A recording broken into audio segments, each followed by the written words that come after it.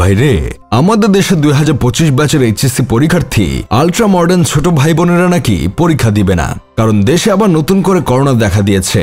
তাই তারা এই সময় পরীক্ষা পিছানোর দাবিতে আন্দোলনে নেমেছে।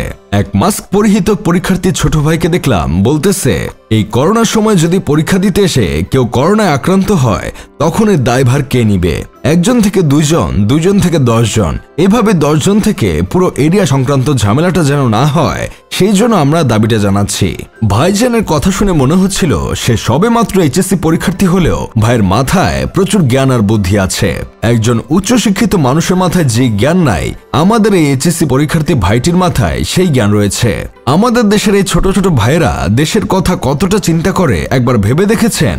এমন চিন্তা যদি আমাদের দেশের উঁচু উঁচু পদে বসে থাকা মানুষেরা করত, তাহলে দেশের অবস্থা কখনো এমন হতো না। আমাদের দেশের এইচএসসি পরীক্ষার্থী ছোট ভাইয়েরা কতটা সচেতন একবার চিন্তা করে দেখেন। তারা করোনা যেন না ছড়ায় এজন্য পরীক্ষা দিবে না, কিন্তু পরীক্ষা পিছানোর জন্য আন্দোলন করতে রাস্তায় নেমে জনসমাগম তৈরি করবে। আরেকজন স্মার্ট ভাইকে দেখলাম বলতেছে, আমাদের দাবি যদি না মানা হয়, পরীক্ষা যদি না পেছানো হয়, তাহলে আমরা এই শিক্ষা বোর্ড অবরোধ করব।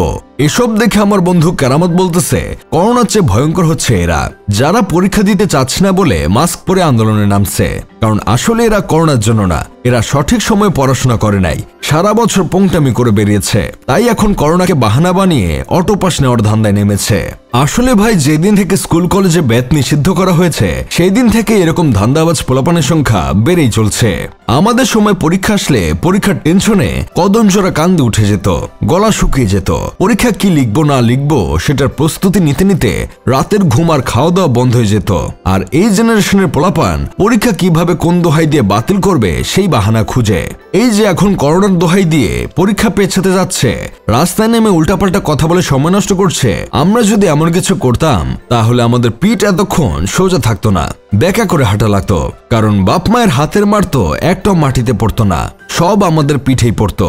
তবে আমি শুধু ভাবছি, যারা এভাবে রাস্তাঘাটে পরীক্ষা পেছানোর জন্য আন্দোলন করছে, তাদের বাসায় কি কোনো গার্ডিয়ান নাই?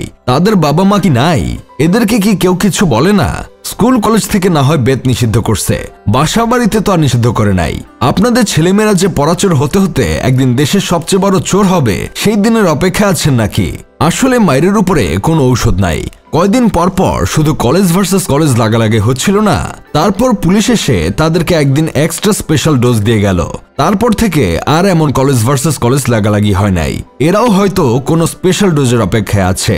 এদেরকেও করোনার ডোজের আগে একটু পুলিশের এক্সট্রা ডোজ দেওয়া উচিত। যাই হোক, শেষমেশ আমি গোলাম হোসেন একটা কাজের কথা কই। শুধু ভাবতেছি, যারা পরীক্ষা পেছানোর জন্য এত লাফলাফি করছে ক্যামেরার সামনে, পরীক্ষা যদি না পেছায় তাহলে তারা পরীক্ষা হলে গেলে কি হবে? তাদেরকে যদি পরীক্ষার হলে কড়া গার্ড দেওয়া হয়, তাহলে তো আবার আরেক আন্দোলন নিয়ে বের হয়ে যাবে।